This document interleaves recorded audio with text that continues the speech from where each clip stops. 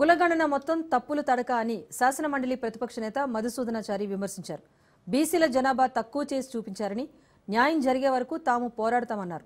మాజీ మంత్రి గంగుల కమలాకర్ మాట్లాడుతూ బీసీలు 46% అంటే ఒప్పుకునేది లేదన్నారు. ఓసీ, ఎస్సీ, ఎస్టీ జనాభా పెరిగిందని, మరి బీసీ జనాభా ఎలా తగ్గుతుందని ప్రశ్నించారు. బీసీలను తగ్గించారా లేదా చంపేశారా అంటూ ఫైర్ అయ్యారు. వాళ్ళు ఇచ్చినటువంటి నివేదిక ప్రకారం తెలంగాణలో 3,70,00,000 మంది ఉన్నారు. దాంట్లో దాదాపు 3,54,00,000 మంది పార్టిసిపేట్ అయ్యారు. ఇంకొక 16 లక్షల మంది పార్టిసిపేట్ కాలేదన్నారు. ఎస్సీలది, బీసీల జనాభా తగ్గింది. ఒక సామాజిక వర్గం యొక్క జనాభా మాత్రం పెరిగింది. ఒకే రాష్ట్రంలో ఏకకాలంలో 1-2 సామాజిక వర్గాల జనాభా పెరుగుడేంది, బీసీల జనాభా తగ్గడమేంది? ఇదంతా కూడా అంటే బీసీలారా మీరు కులగణనకు డిమాండ్ చేస్తారా అంటే మేము తల వంచి మీ మాట వినేటువంటి పరిస్థితి తీసుకొస్తారా? కాబట్టి ద్రోహం చేసి చూపిస్తామనేటువంటి దుర్మార్గపు వైఖరి నిన్న వాళ్ళ వ్యవహార శైలి ద్వారా అర్థమవుతా ఉన్నది. ఇది బీసీల పాలిట నిన్నటి దినం కీడు దినం, తెలంగాణ బీసీల హక్కుల హనన దినం.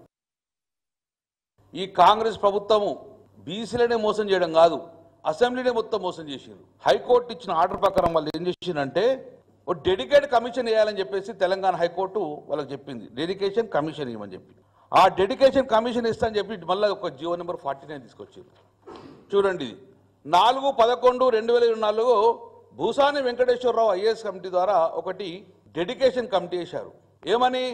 మళ్ళీ సేమ్ ఇదే, కులగణన చేయండి, కులగణన ద్వారా రిజర్వేషన్ చేయండి, స్థానిక సంస్థలు రిజర్వేషన్ చేయమని చెప్పి భూసాని కమిషను కమిటీ వేసారు. నేను ఒకటి అడుగుతున్నా, ఈ భూసాని కమిషన్ ఏమైంది? రిపోర్ట్ ఇచ్చింది ఏమన్నా? మీ నిరంజన్ వాళ్ళు చేసిన కమిటీ ఏమైనా రిపోర్ట్ ఇచ్చిందా?